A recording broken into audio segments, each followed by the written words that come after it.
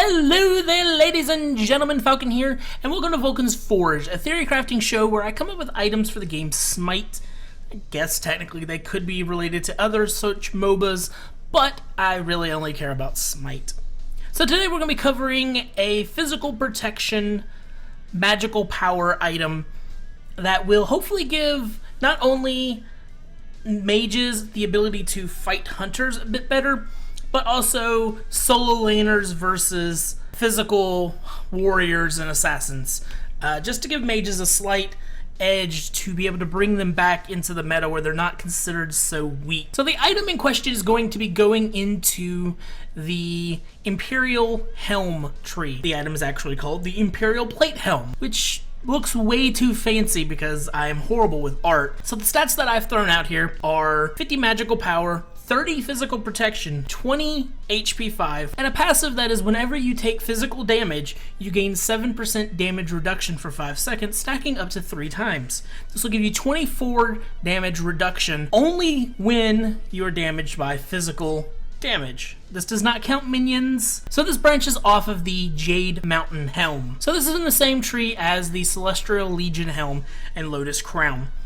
The pricing on it's a bit, I don't know if the physical damage damage reduction's too much, or, you know, just in general how that works, but I feel like it's at a decent price, and I feel like what it gives you is quite good. So overall, I'm not exactly sure how to rate the item, and I feel like it probably needs a slight bit of tweaking. You don't want to give it too much magical power, because Guardians are ridiculous. You don't want it to have too much physical protection because it has so much damage reduction, and the HP 5 I feel like just kind of coats over it.